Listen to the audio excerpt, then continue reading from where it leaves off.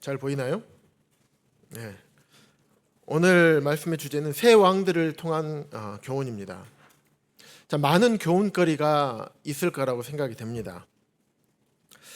말씀을 준비하면서 총 말씀이 역대하 25장, 26장, 27장 이 세 장에 걸친 왕들의 이야기를 이번에 가져왔습니다. 그래서 원래 다윗 사울에서부터 하나님께서 이스라엘에게 세워주셨죠. 사사 시대 이후에 이스라엘 백성들이 왕을 원했을 때 하나님께서 사울을 왕으로 세우셨습니다. 그 다음에 다윗을 세우셨고요. 그 다음에 다윗의 아들인 솔로몬이 왕이 됐습니다. 여기까지는 통일 왕국이었습니다. 그런데 이 통일 왕국이었던 나라가 솔로몬이 죽고 난 이후에 북이스라엘과 남유다로 나뉘는 분열 왕국 시대로 바뀌게 됩니다.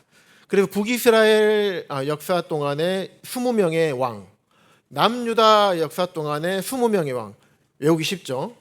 북이스라엘 20명, 남유다 20명. 근데 북이스라엘 20명은 전부 다 악한 왕. 왜냐하면 하나님 말씀에 반해가지고 나뉘어졌거든요. 그때부터 계속 악한 길로 갔습니다. 남유다 왕은 그렇지 않았어요. 20명 중에서 8명, 성경에서는 일반적으로 8명 정도를 선한 왕으로 구분을 하고 있습니다. 그래서 3명의 왕들의 이야기를 통해서 우리 각자가 하나님께서 하시는, 우리 각자에게 하시는 말씀을 듣고 교훈을 받고자 합니다. 지난주 월요일에 신방전도 기도 모임을 했습니다. 장성 이제 다음 달에 있을 신방전도를 위해서 기도 모임을 했습니다. 1박 2일로 했는데요. 공교롭게도 왜 이번에 1박 2일로 할까? 보통 하루만 하거든요. 왜 1박 2일로 할까 가서 이제 들어보니까 신방전도가 50회 되는 날이었습니다. 그래서 이 2달에 한 번씩 신방전도를 합니다. 근데 코로나 때도 불구하고 쉬지도 않고 계속 2달에 한 번씩 해왔던 거예요. 그런데 이제 다음 달이 이제 50회가 된 것입니다. 그러면서 이 50회라는 이 기점에 점을 딱 찍고 가야 되겠다라고 형제님들이 생각을 하신 것 같아요. 그래서 50회 동안 하나님께서 신방전도를 통해서 역사하셨던 것들, 그리고 지금 이렇게 신방전도를 통해서도 부흥케 하시는 것들, 이런 것들을 바라볼 뿐만 아니라 혹시 이 기간 동안에 우리가 주님을 복음을 전한다고 하면서 혹시 교만해져 있는 것이 있었는가? 혹시 부족한 것들이 있었는가? 아니면 우리가 하나님 말씀에 순종하지 못하고 불순종한 것들이 있었는가? 또 이렇게 하면 더 좋았을 텐데 왜 이렇게 하지 못하고 저렇게 했을까? 이런 것들, 그래서 자기 성찰하고 이런 시간을 좀 가졌습니다.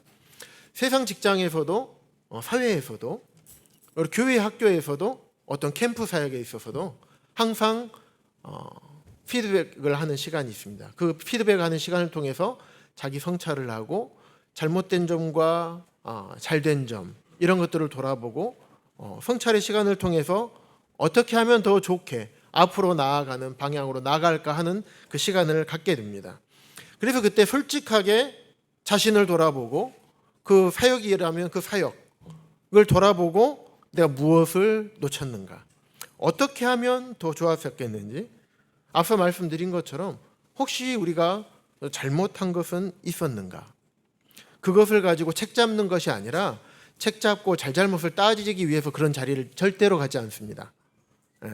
어떻게 하면 앞으로 잘 나아갈 수 있을까, 그 목적으로 그런 자리를 갖는 겁니다. 그래서 그 시간들을 통해서 솔직하게 서로 간에 함께 나누면서 성찰하는 시간을 갖습니다. 그래서 냉정한 평가의 시간이죠. 그래서 이 세 왕들의 이제 모습과 삶을 통해서 우리 교회와 우리 각자가 교훈받기를 원하는 마음이 있습니다. 이스라엘 남북왕조 계보도입니다.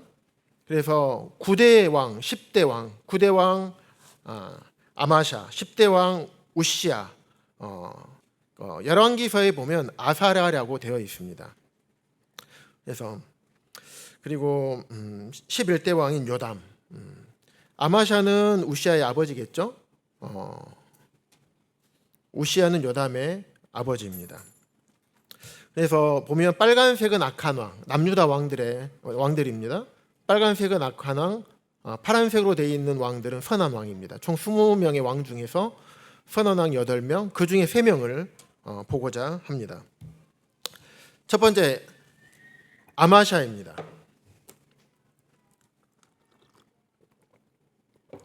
제가 모든 말씀을 다 읽어드릴 수가 없기 때문에 우리 성도님들께서도 25장 이렇게 함께 펴시면서 기록되어 있지 않는 말씀 내용을 같이 살펴보시면서 함께 말씀을 들으시면 좋겠습니다.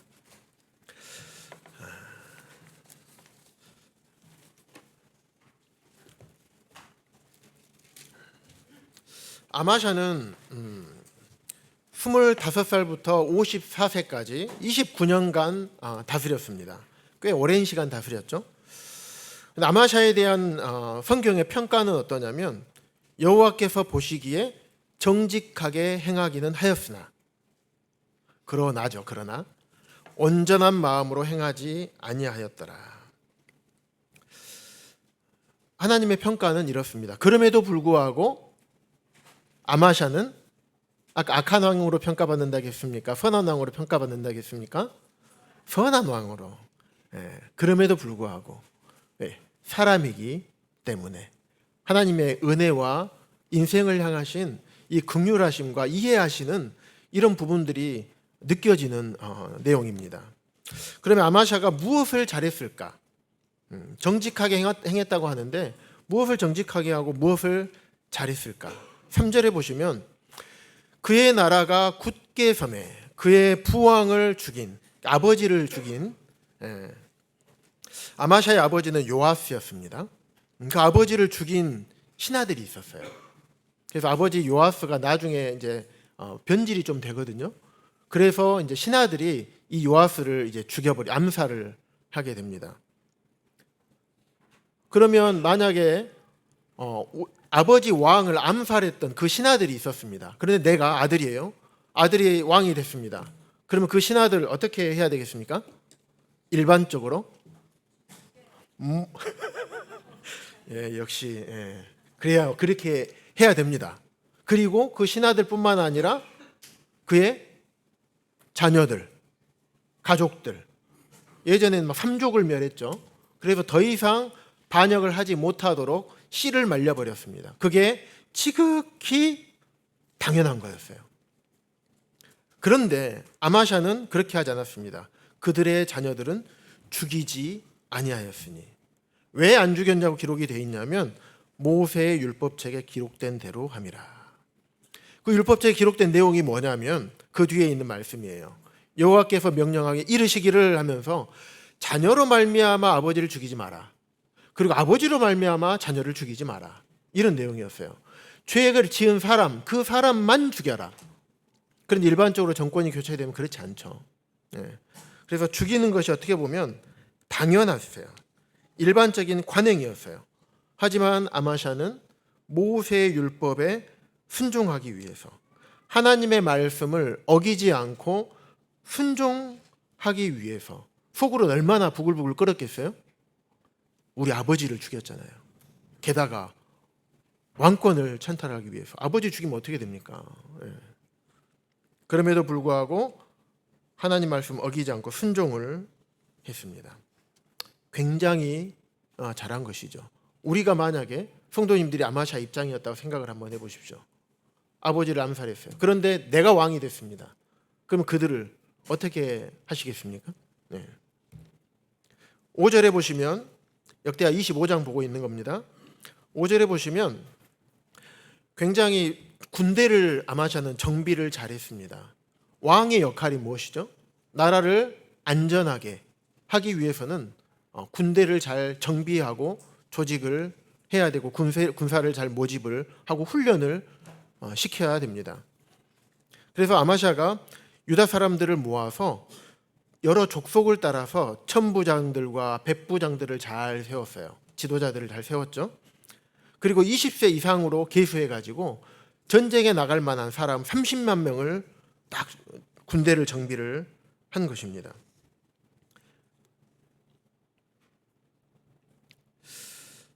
그런데 보시면 6절에 보시면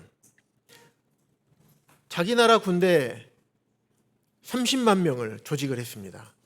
그리고 각 지도자들도 세웠어요. 지휘관들을 세운 거죠. 그런데 또 그것으로 부족했던 것 같아요. 그래서 은 100달란트, 우리 지금 한화로 제가 잠깐 계산을 해보니까 한 약 47억 원 이 정도 돈을 들여서 여기 이스라엘 나라라고 하는 것은 북이스라엘을 얘기합니다. 북이스라엘은 전부 다 악한 왕, 나라도 다 악했죠. 그래서 악한 왕, 하나님의 뜻을 저버린 이 악한 북이스라엘 나라에서 큰 용사 10만 명을 고용을 하게 됩니다. 그러면 유다 군대가 30만 명이고 북이스라엘에서 용병으로 고용한 병력이 우리나라 병력의 3분의 1인 거예요. 그럼 총 40만 명이 되죠. 얼마나 든든하겠습니까? 이거 잘한 겁니까? 잘못한 겁니까? 세상적으로 보면, 일반적으로 보면 잘한 거죠. 왜냐하면 더 든든하게 방비를 했기 때문에. 그런데 7절에 보면 어떤 하나님의 사람이 아마샤에게 옵니다. 선지자와 같은 역할을 하는 사람이었어요. 그래서 이스라엘, 곧 에브라임 자손, 북이스라엘 사람과 하나님은 함께하지 아니하신다. 왜냐하면 그들은 하나님 말씀에 불순종했던 사람들이었기 때문에요. 하나님의 언약 백성에서 멀어진. 그래서 하나님은 그들과 함께하지 않으시는데 왜 왕께서는 하나님이 함께하시지 않고 그들과 함께하지 말라고 하셨는데 왕은 왜 그들 용병으로 사서 유다 군대와 함께 하나가 돼서 전쟁을 치르게 하십니까? 그건 하나님 말씀에 불순종하는 겁니다. 라고 지적을 한 겁니다. 그러면서 왕이 만일 가시거든 힘써 싸우소서. 하나님이 왕을 적군 앞에서 엎드러지게 하시리이다. 전쟁의 승패는 누구에게 달렸다고 얘기하는 겁니까? 하나님에게. 그러면서 하나님은 능히 돕기도 하시고 능히 피하기도 하신다. 왕이 아무리 많이 준비하더라도 하나님 말씀에 순종하지 않으면 그 전쟁은 패할 것입니다.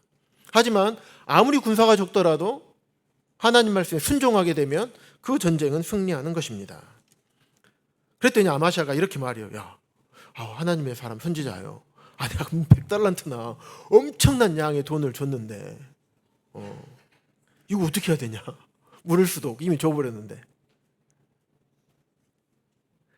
하나님의 사람이 말하되 여호와께서 능히 이보다 더 많은 것을 왕에게 주실 수 있나이다. 부와 귀가 누구에로 말미암았습니까?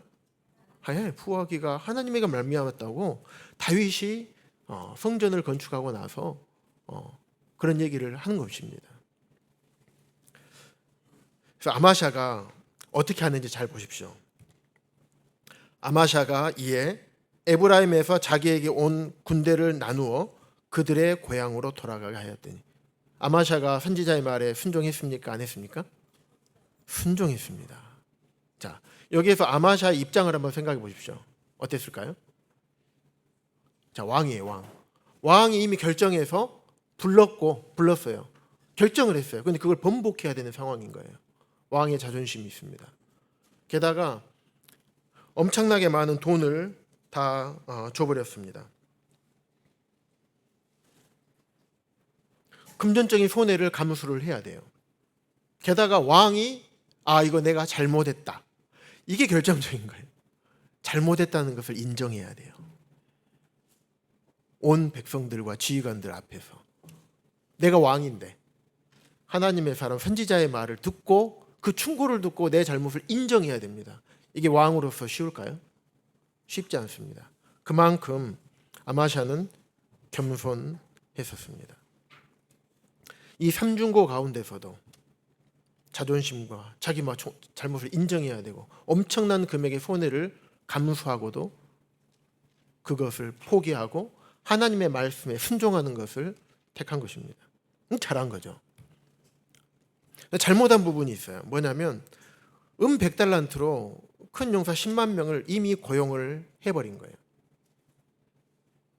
그게 잘못된 겁니다. 그래서 하나님의 도우심보다 사람의 힘을 더 의지했어요.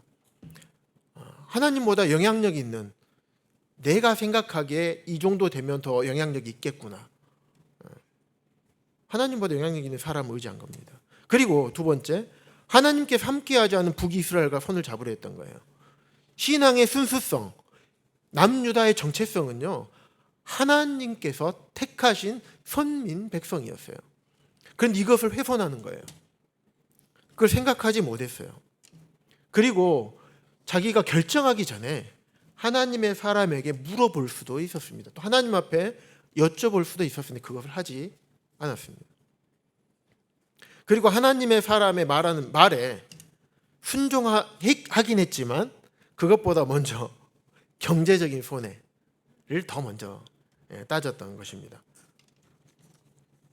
그래서 아마샤는 결론적으로는 북이스라엘 용병들을 동원하지 않았어요. 잘한 거죠. 그런데 이 잘못한 것들 때문에 그 대가를 치르게 됩니다. 13절에 보면 아마샤가 자기와 전장에 나가지 못하고 돌려보낸 그 북이스라엘 군대 있죠. 야, 이제 내가 너 쓰려고 했는데 그냥 돈은 이미 줬으니까 우리 함께하지 않을 거야. 너희 나라로 돌아가. 돌려보냈어요. 그런데 이네들이 굉장히 기분이 나빴나 봐요. 그래서 돌아가면서 유다 성읍을 다 약탈해 버린 거예요. 10만 명이잖아요. 10만 명. 남유다 군사의 3분의 1이에요. 어마어마한 양이죠. 돌아가면서 유다 성읍 약탈하고 백성들을 3천 명을 죽여버리고 물건을 다 이렇게 노략해서 가버렸습니다. 여기 우리가 생각해 볼 것들이 있어요. 우리가 때로는 하나님의 말씀에 순종할 때에도 어려움을 겪을 수 있죠. 이거는 건전한 어려움이죠.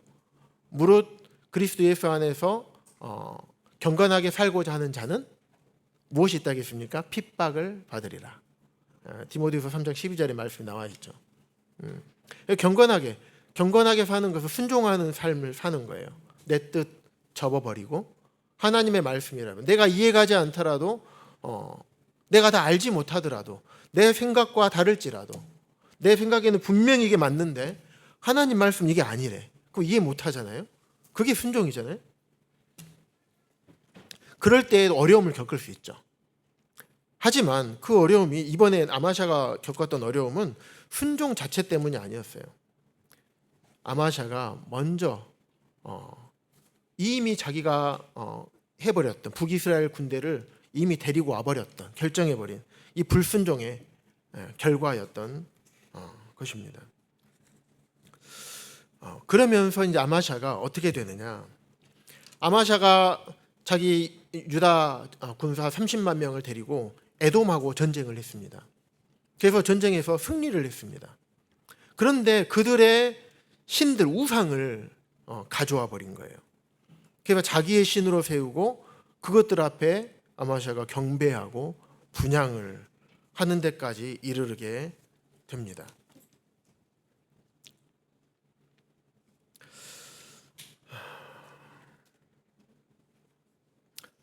15절에 보시면 여호와께서 아마샤에게 진노를 하게 됩니다. 그래서 한 선지자를 또 보냅니다. 하나님의 사람을 보냈던 것처럼 선지자를 또 보내요. 그래서 아마샤에게 경고합니다. 저 백성의 신들, 에돔 사람의 신들이 자기를 구원하지 못했잖아요. 유다한테 져버려 패배했잖아요. 철저하게 패배해버렸어요. 그들이 섬기는 그 신이 자기 백성도 구원하지 못했는데 거기를 치고 와가지고 그 우상을 들고 와서 거기에다 이제 경배하고 분향하고 이렇게 잘못을 하게 된 거죠.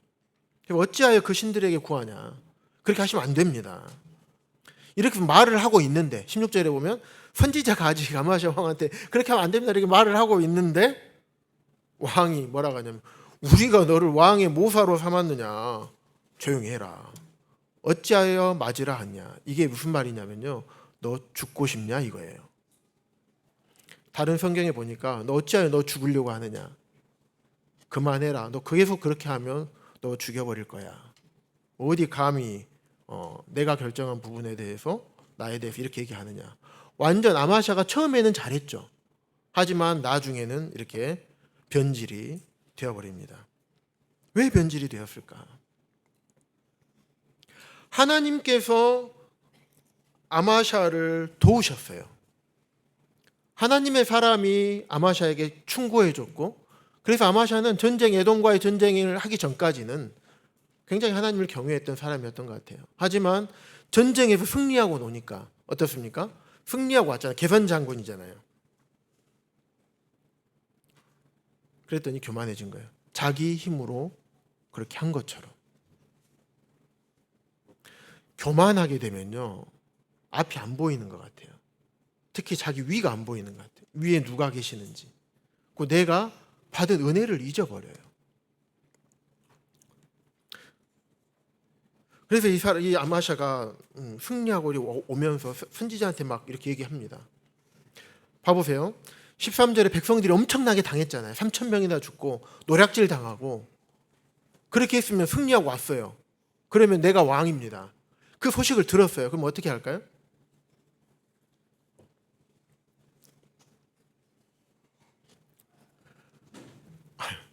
처단하러 가야 되잖아요.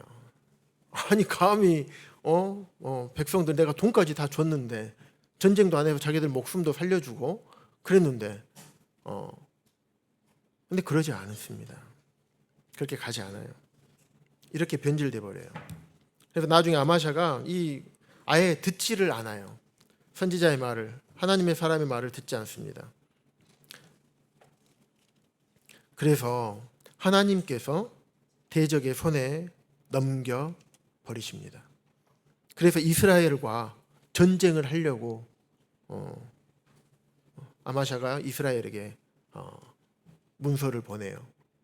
근데 이스라엘 왕은 아니 나는 전쟁하고 싶지 않다는 얘기를 했는데, 아마샤가 착각으로 잘못 알아들어가지고 한번 해보자는 거냐 하면서 전쟁을 해버립니다. 그러면서 에돔을 정벌하고 올 때 가져왔던 신에게 비는 거예요. 아까 빌었다는 게, 경배하고 분향한 게, 그것을 위해서 또 분향을 한 거예요. 이거 어떻게 된 겁니까? 그 결과가 이렇게 됐어요.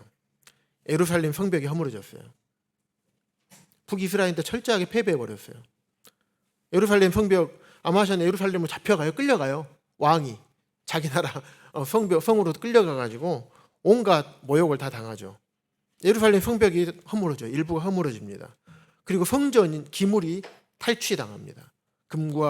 금으로 만든 모든 집기들이 다 탈취당합니다. 그리고 왕궁까지 다 들어가서 왕이 잡혔는데 그 왕궁의 보물이 누구 것입니까? 탈취한 정복자들의 것이잖아요. 왕궁의 재물을 다 빼앗아 가고요. 백성들을 다 잡아가 버립니다. 그래서 아마샤가 거기 있을 수 없겠잖아요. 그래서 라기스로 도망갔는데 반역한 백성들로부터 나중에 죽임을 당하게 됩니다. 그래서 아마샤, 비록 성경에서는 이 선한 왕으로 평가를 하고 있지만 우리도 생각을 한번 해봐야 될 거라고 생각을 합니다. 이 세 명의 왕들이 다 선한 왕으로 평가됐어요. 우리도 지금 여전히 선한 마음과 우리의 마음의 양심대로 우리가 주님을 섬기고 있습니다. 하지만 내가 생각할 때 이렇게 섬기는 섬김이 때로는 그것이 하나님 보시기에 악한 것일 수도 있다라는 것입니다.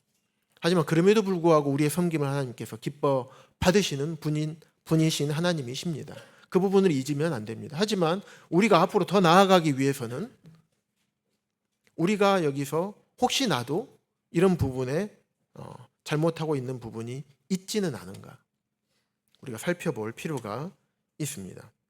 그래서 아마샤는 그의 조상들과 함께 유다 성읍의 장사가 되었어요. 하지만 왕들의 묘실은요 딱 3명의 왕만 들어갔다고 명시적으로 기록이 되어 있습니다. 20명의 왕 중에서 8명이 선한 왕이지만 그 중에 3명만 왕들의 묘실에 들어갔다 기록을 하고 있어요. 그래서 왕들의 묘실에 들어간 사람들은 신앙에 있어서 또 그의 통치에 있어서 평가가 아주 좋은, 하나님께서 보실 때 그런 사람들이 왕들의 묘실까지 들어갑니다. 하지만 아마샤는 왕들의 묘실에는 장사되지가 않았습니다. 그래서 아마샤가 왜 이렇게 변질이 되어버렸을까? 집권 초기에는 아주 선하고 정직하고, 하나님 보시기에 정직하게 행하였다고 평가할 만큼 잘했지만 왜 이렇게 돼버렸을까? 교만은 영적인 눈을 흐리게 합니다. 위에 누가 있는지 못 보게 해요. 그래서 잠언 16장 18절에 보시면 교만은 패망의 선봉이요 거만한 마음은 넘어집의 앞잡이이니라. 전쟁에서 승리하고 돌아왔을 때 아마샤가 얼마나 당당했겠어요? 모든 사람들로부터 개선 장군이 돼서 승리의 환호를 받고 그렇게 들어왔을 것입니다. 그러다 보니까 그의 눈이 교만해져서 자기가 어떻게 이 전쟁에 승리하게 됐는지를 잊어버리게 된 것입니다. 자신을 의지해 버린 거죠. 사람을 의지하면 망합니다. 하지만 하나님을 의지하면 성공합니다. 그래서 겸손한 사람은 자신의 연약함을 알기 때문에 자신이 얼마나 지혜가 없고 힘이 없고 능력이 없는 건지 알기 때문에 자신의 생각을 자신의 힘과 능력을 의지하지 않습니다. 교만이 무엇입니까? 자기의 소견에 옳은 대로 행하는 것입니다. 하나님 말씀보다 자기의 소견대로 옳은 대로 하는 것. 아담과 하와가 그 죄를 지었잖아요. 먹음직도 하고 보암직도 하고 지혜롭게 할 만큼 탐스럽게도 했죠. 그게 하나님 말씀이었어요. 그들의 생각이었습니까? 그들의 생각이었어요. 자기 생각이 그랬던 거예요. 하나님 그걸 먹으면 정령 죽으리라고 반드시 죽이리라고 말씀하셨음에도 불구하고 딱 미혹이 돼서 교만이 찾아오니까 그 말씀, 그 위에 계신 하나님의 말씀을 잊어버리게 된 것입니다. 자, 두 번째 우시야 왕입니다. 역대하 26장입니다. 남유다 10대 왕입니다. 그래서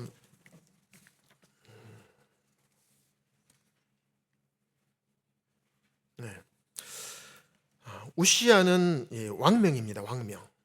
아사랴는 본명이고 바로처럼 왕명. 그래서 기간은 16세부터 78세까지 52년간 다스렸습니다. 남유다와 북이스라엘 통틀어서 가장 많이 오랜 기간 동안 다스린 왕이 55년을 다스렸던 아주 악한 왕 므낫세였습니다. 그 다음이 이제 우시야 52년간 다스렸습니다. 하나님의 평가 어떤지 한번 살펴보도록 하겠습니다. 아버지 아마샤처럼 우시야가 그 아버지 아마샤의 모든 행위대로 여호와 보시기에 정직하게 행하며입니다. 죄송합니다. 오타가 났습니다. 그다음에 하나님의 묵시를 밝히 아는 스가랴가 사는 날에 하나님을 찾았고 그가 여호와를 찾을 동안에는 하나님이 형통하게 하셨더라. 아버지와 동일하게 모든 행위대로 여호와 보시기에 정직하게 행했다고 평가하고 계십니다. 그래서 선한 왕으로 평가가 된 것입니다. 하지만 아마샤처럼 우시야도 하나님의 묵시를 밝히 하는 스가랴가 사는 날에 그러면 그때는 하나님을 찾았어요. 그럼 스가랴가 죽은 이후에는 어쨌다는 얘기가 암시되어 있습니까? 하나님을 찾지 않게 된 거예요. 그가 여호와를 찾을 동안에는 하나님이 형통하게 하셨어요. 히스기야가 그랬고요. 요셉이 그랬습니다. 다윗이 그랬어요. 그들이 하나님은 항상 함께 하셨죠. 그런데 그들이 하나님을 떠나버린 거예요. 그 형통이 없어져 버려요. 하나님은 항상 우리와 함께 하고 계셔요. 떠나지 않으셔요. 항상 좋은 것들을 준비하고 계십니다. 우리 편에서 하나님이 떠나게 되면 형통이 멀어지게 되죠. 우시야도 그랬습니다. 잘한 부분을 살펴보도록 하겠습니다. 엘롯이라는 지방을 정복을 했습니다. 그래서 유다 땅이 아닌 엘롯이라는 데서 정벌을 해서 영토를 확장했어요. 6절에 보시면 블레셋을 쳐가지고 블레셋 땅에 유다 성읍을 건축했어요. 이게 무슨 말입니까? 실효적 지배를 해버려 완전히 정복해가지고 거기다 우리 한 도시를 만들어버린 거예요. 그 7절에 보면 아라비아 마온 사람들을 쳐서 거기도 정벌을 해버립니다. 얼마나 그럼 영토를 넓히고 지배권을 넓혔겠습니까? 그리고 암몬 사람들이 전쟁도 안 해요. 덜덜덜 떨어가지고 그 소문을 딱 들은 거예요. 우시야의 소문을. 야, 저기하고 싸우면 안 돼. 우리가 알아서 조공 바칠게요 하고 알아서 이제 바치게 된 겁니다. 9절과 10절. 아버지 아마샤 때 북이스라엘 요아스에게 패했어요. 전쟁하고 싶지 않았는데, 요아스는 전쟁하자는 말이 아니었는데 아마샤가 오해해가지고 또 우상에게 분향하고 거기에다 빌고 전쟁하러 갔고, 하나님 사람의 말을 거절하고, 그래서 패배하게 됐죠. 그래서 예루살렘 성벽이 무너져 버렸어요. 그래서 그 예루살렘 성벽을 보수했습니다. 또 거기를 더 강화시켰습니다. 그 11절에 보시면 군사 조직을 다시 재정비합니다. 그 12절에 보면 엘리트 장교들을 육성을 하게 됩니다. 족장의 총수가 2,600명이니, 이 족장의 엘리트 장수들이에요. 장교들. 우리말로 하면 장교들. 그 13절에 보면 군대 규모는 비슷해요. 아버지 아마샤 때도 30만 명이고 조금 늘었습니다. 30만 7,500명.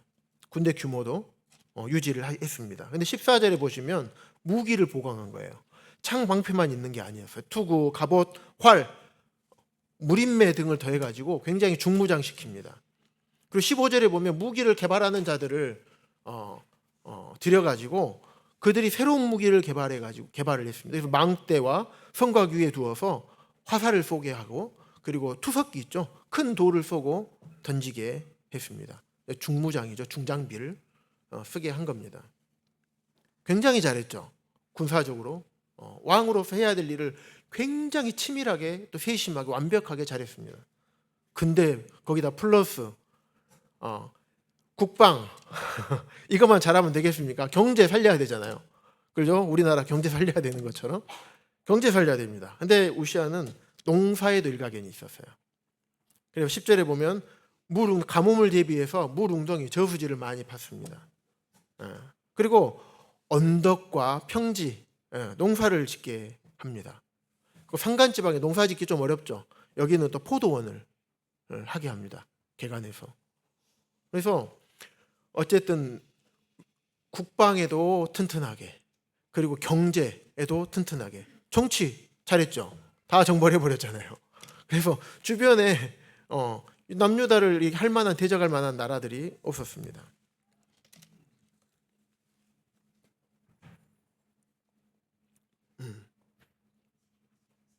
그런데 이 잘할 수 있는 비결이 있었습니다. 잘할 수 있는 비결 무엇이었는가? 5절에 보시면 아까 살펴보았죠.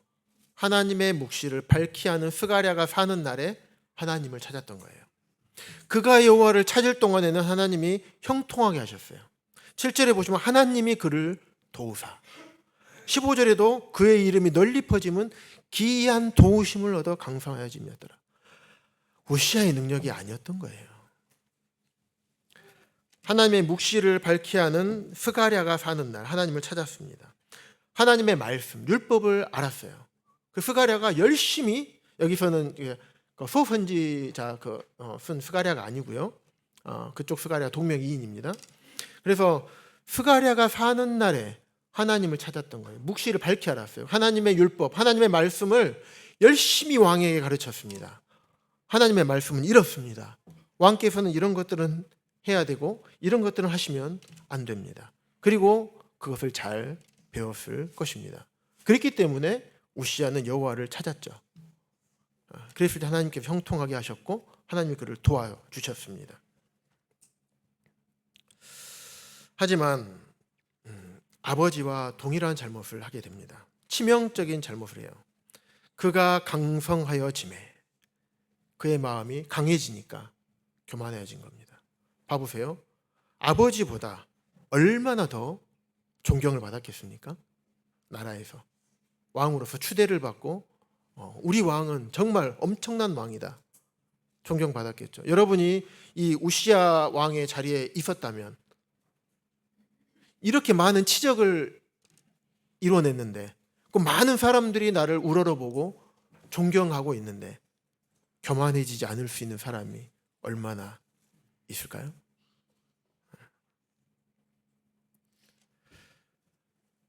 그가 강성하여짐에, 잘 나갈 때 조심해야 돼요.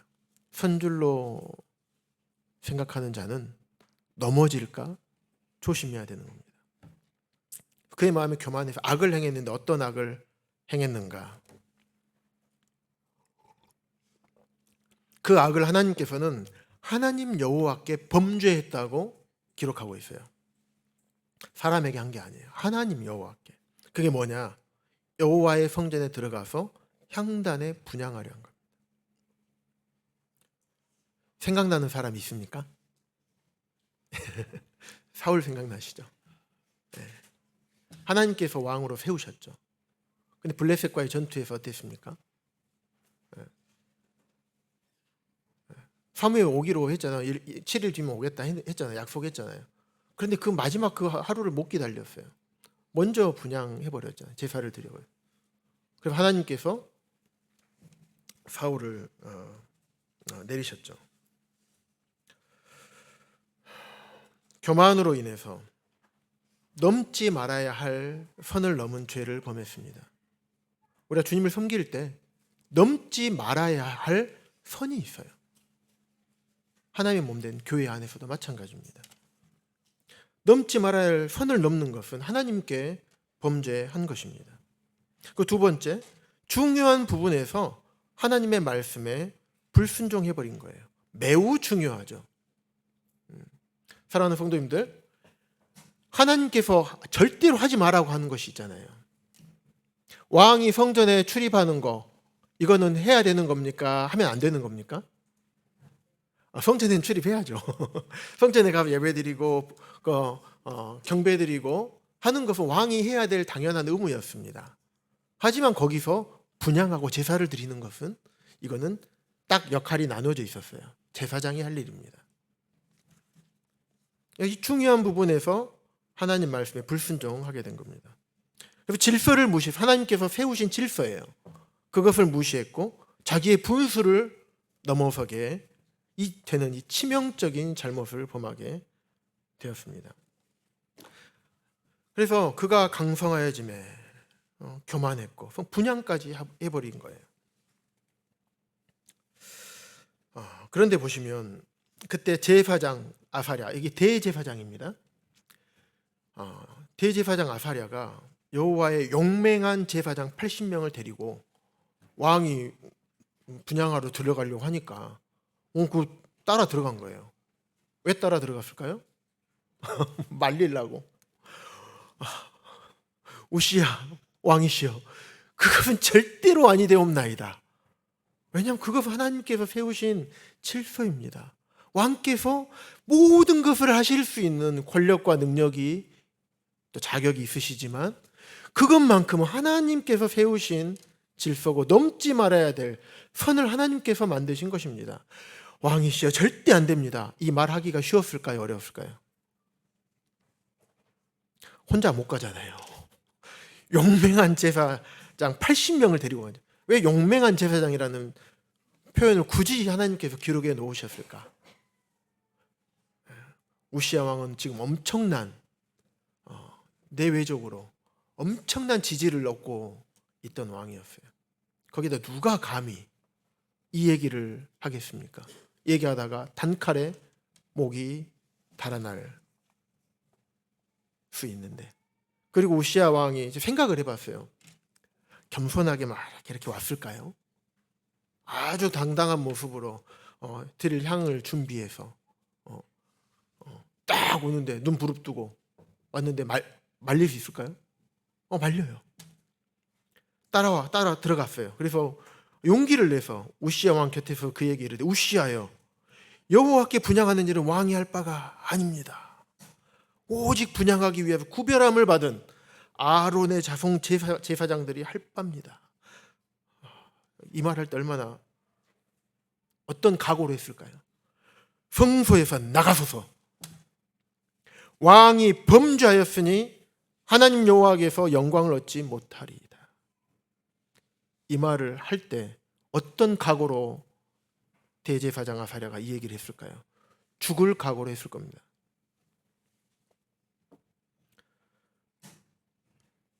왕을 미워해서 이런 얘기를 했을까요? 정말 왕을 위하는 마음으로 했을 겁니다. 하나님의 사람이잖아요. 하나님께 세운 제사장이잖아요. 정말 사랑했기 때문에 이런 얘기를 했을 겁니다. 우리가 사랑하는 자녀가 잘못된 길로 가면 내버려 둡니까? 아이고 그래 아이고 그래 잘한다. 뭐라 하면 애가 마음이 아플 것 같아. 그러니까 말도 못해. 그냥 나쁜 길로 계속 가. 그래 놔둡니까? 아니잖아요. 사랑하기 때문에. 때로는 아이가 부모에게, 혼을 내는 부모에게 마음이 틀어져서 그럴지라도 그래서 아이에게 올바른 것을 가르쳐 주기 위해서 이야기를 하지 않습니까? 그런데 이건 부모와 자식 간의 관계가 아닌 거예요. 엄청난 지지를 받고 있는 왕 앞에서 이런 얘기를 하는 겁니다. 정말로 사랑하는 사람은 자기가 죽는 한이 있더라도 이야기를 해야 됩니다.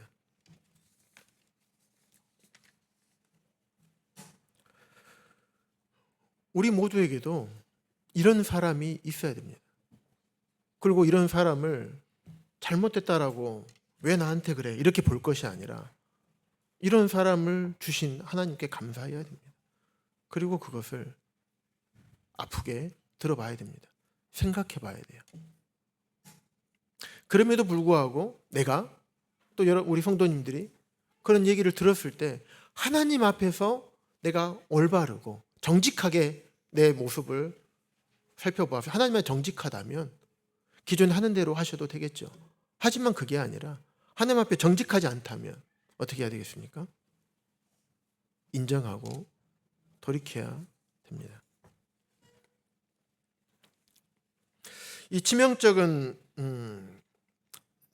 잘못을 한 대가가 어땠는지 함께 보겠습니다. 21절입니다. 우시야 왕이 죽는 날까지 나병 환자가 되었고 나병 환자가 되며 여호와의 전에서 끊어져 별궁에 살게 되었습니다. 순종에는 고통이 따릅니다. 왜냐하면 왜 순종하라고 했을까요? 내 마음과 내 생각이 합하면 순종할 필요 없죠. 그냥 따라가면 됩니다. 왜? 내 마음에 맞으니까. 그건 내 마음하고 달라요. 하나님 말씀이 달라. 근데 따라가야 돼. 그럼 고통스럽죠. 왜 내 마음과 내 생각, 내 주장을 접기가 쉽습니까? 쉽지 않아요. 왜? 내가 볼 때는 항상 옳은 것 같거든요. 내가 보기에는 보암직도 하고 먹음직도 하고 지혜롭게 할 만큼 탐스럽기까지 하기 때문에 그런데 우리의 지혜는 한계가 있잖아요. 미래를 볼 수가 없어요. 무엇이 옳고 그른지 하나님만이 아시는 거예요. 그런데 우리는 마치 우리가 무엇인가 아는 것처럼 내가 하는 것이 다 맞는 것처럼 착각할 때가 있습니다. 순종에는 고통이 따르지만 순종의 열매는 매우 달콤합니다. 성도님들 많이 경험해 보셨을 겁니다. 하지만 교만은요 반대예요. 처음에는 순간에는 달콤합니다. 왜? 내 뜻대로 하잖아요. 재밌잖아요. 좋잖아요. 그런데 교만의 열매는 매우 씁니다. 교만은 불순종을 낳아요. 그런데 점점 세상이 악해져 가고 있어요. 그래서 하나님의 교회 안에서도 뭐 동북교회를 얘기하는 게 아닙니다. 일반적으로 교회 안에서도 불순종에 대해서 죄라고 여기시는 혹시 성도님들 계십니까? 자유라고 많이 생각해요. 내 자유. 뭐 내가 하는데 뭐 하나님 말씀 이렇게 하지만 뭐 내 생각엔 나는 이렇게 해도 되지 않겠어? 나한테 이럴 수 있는 자유 있지 않습니까? 이렇게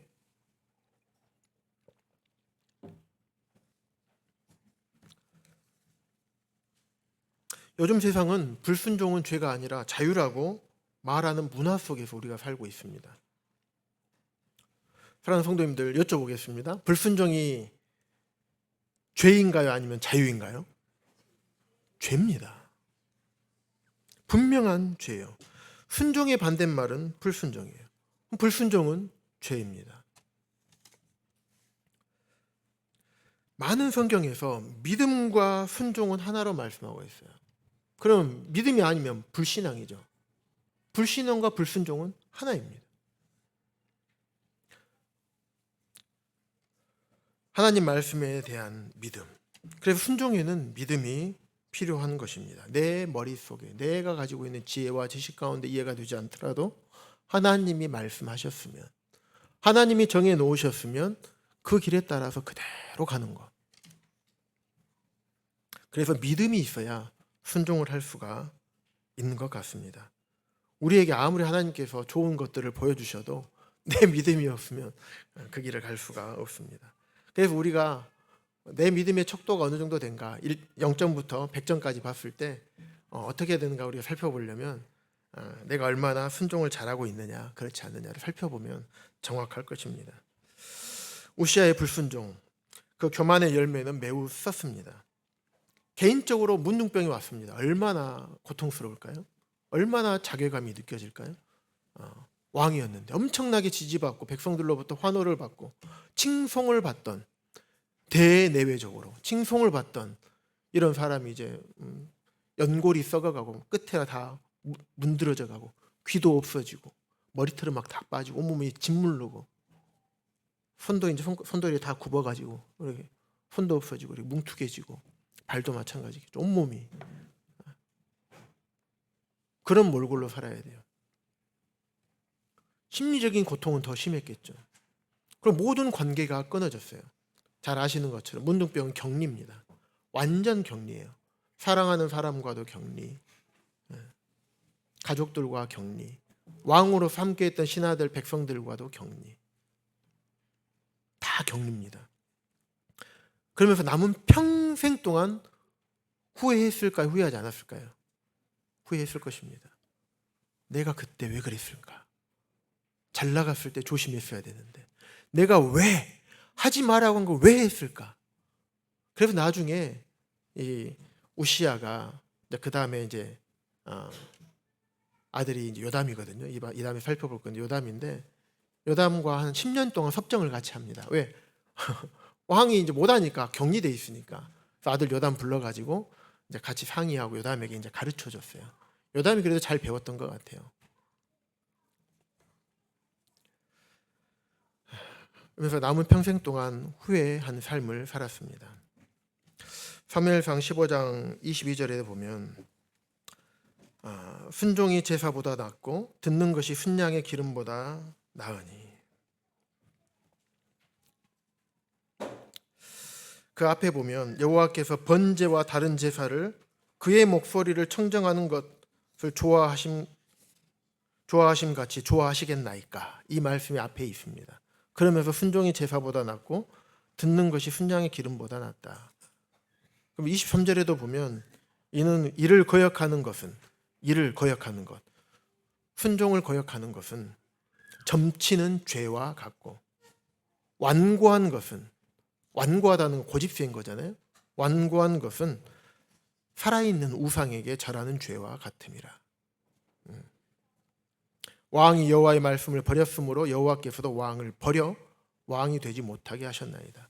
불순종한 것을 왕이 여호와를 버렸다라고 성경에서는 기록하고 있습니다. 다음 요담입니다. 요담은 좀 짧게 끝내도록 하겠습니다. 요담 25세부터 41세까지 16년간 다스렸습니다. 평가, 요담에 대한 평가는 어떻습니까? 나쁜 평가가 있는 것 같습니까? 요담이 그의 아버지 우시아의 모든 행위대로 여호와 보시기에 정직하게 행하였으나 여호와의 성전에는 들어가지 아니하였고 백성은 여전히 부패하였더라. 어떤 분들은 이것을 여호와의 성전에는 들어가지 아니하였고 이거를 아버지의 그 절차를 밟지 않기 위해서 참 겸손하게 겸비했다라고 분별하는 분들도 있는데, 이것은 좀 적절하지 않은 분별인 것 같습니다. 왜냐하면 하였으나, 정직하게 행하였으나, 문맥을 살펴보아도 정직하게 행했지만 그 뒤에는 잘못했다는 거잖아요. 여호와의 성전에 들어가지 아니한 거, 아까 말씀드렸죠. 왕이 여호와의 성전에 들어가야 됩니까? 안 들어가야 됩니까? 들어가야 됩니다. 예배 드리고 경배 드려야 되는 거예요. 하지만 거기에다 분향하는 것, 제사 드리는 것은 제사장의 임무죠. 그런데 여호와의 성전에 들어가지 않아버린, 아예 출입을 하지 않은 거예요. 잘한 부분, 3절에 보면 여호와의 전 윗문을 건축하고 오벨 성적을 많이 구축했어요. 4절에 보면 유다 산중의 성읍들을 막 건축하고 숲풀 가운데 견고한 진영들과 망대를 건축했습니다. 그리고 5절에 암몬 자손을 이겼어요. 그 조공을 많이 받았습니다. 잘못한 부분. 왕이 성전에 들어가서 예배드리는 것은 당연한 것이었습니다. 그런데 성전에 조차 들어가지 않았던 거예요. 성전 출입을 피함으로 인해서 하나님과의 관계에 있어서 거리두기가 돼버린 거예요. 불순종의 거리두기를 해야 되는데 하나님과의 관계에서까지 거리두기를 해버린, 너무 조심스러웠지 않았을까? 나도 거기 가면 혹시 그러지 않을까? 너무 조심스럽지 않았을까? 우리가 이렇게 하면 혹시 내가 이거 좀 잘못되지 않을까 하고 아예 주님 일에 헌신하고 그 사역에 동역하고 동참하는 것에 대해서 혹시 너무 소극적이다 보면 아예 그 사역에 하지 않고 또 그러다 보면 또 멀어지고 이런 경우가 있을 수도 있겠죠. 그래서 신앙의 겉모습은 유지했지만 하나님과의 친밀함을 피하는 그런 잘못을 요담이 범한 것입니다.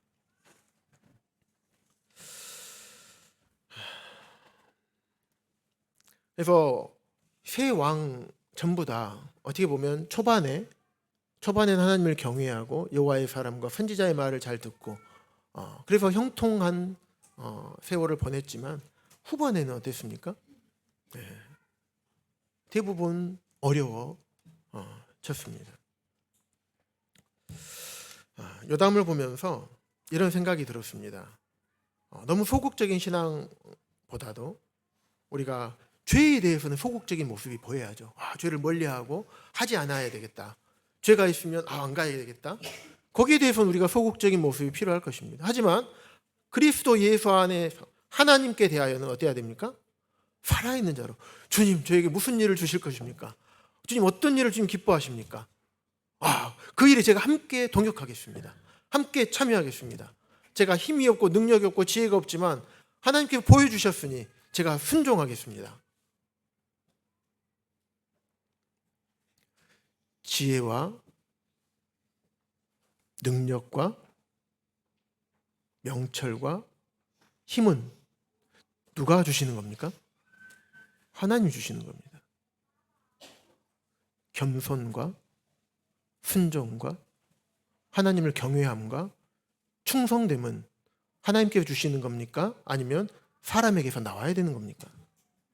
사람에게서 나와야 됩니다. 그래서 우리가 하나님께 대해 우리가 살아있는 자로 여겨야 됩니다. 감사함으로 여기고 하나님의 일이라면, 주님께서 기뻐하시는 일이라면 적극적으로 주님 바라보면서 주님 앞에 나아가는 삶을 주님께서는 원하십니다. 말씀을 정리하겠습니다. 아마샤, 여호와께서 보시기에 정직하게 행하기는 하였으나 온전한 마음으로 행하지 않았습니다.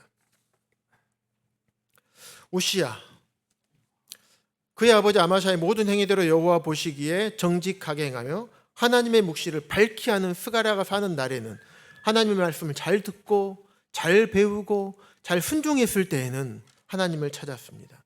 그때는 형통했습니다. 그러나 그 다음에는 어려워졌습니다. 요담이 그의 아버지 우시아의 모든 행위대로 여호와 보시기에 정직하게 행하였으나 그러나 여호와의 성전에는 들어가지 않는 소극적인 신앙을 보였던 것입니다. 이 세 왕 다 근데 산당을 제거하지 않았어요. 백성들이 여전히 산당을 통해서 우상을 섬기고 했었던 거예요. 하나님도 섬기고 산당 우상을 섬기고 백성은 여전히 부패하였더라. 이것들을 제거하지 못했습니다. 우리의 신앙의 여정이 하나님 앞에서 어떻게 평가될 것인가? 교만은 하나님의 은혜를 덮어버리는 죄입니다. 선줄로 생각하는 자는 넘어질까 항상 조심해야 됩니다. 하나님 말씀에 순종했을 때 불순종이 아닌 순종했을 때 우리가 하나님 편에 서게 됩니다. 그랬을 때 우리의 모든 사역과 우리의 삶 가운데서 하나님께서 형통하게 하실 것입니다. 지금까지 3대에 걸친 이야기를 했습니다. 할아버지, 아버지, 아들 요담. 이 3대의 모습을 통해서 앞선 세대를 살아온 여기 성도님이 계십니다. 그리고 현 세대를 살아오고 이끌어온 성도님들이 또 계십니다. 다음 세대를 살아가고 이끌어 가야 할 세대들이 있습니다. 그래서 우리 각자가 우리 각자 세대 가운데서 어떤 위치에서 우리가 스스로를 돌아보고 우리가 어떻게 주님 말씀에 순종하고 하나님 영광을 위해 살아야 할지 우리 각자가 하나님의 말씀 앞에 교훈받기를 간절히 원하는 마음이 있습니다. 기도드리고 말씀을 마치겠습니다.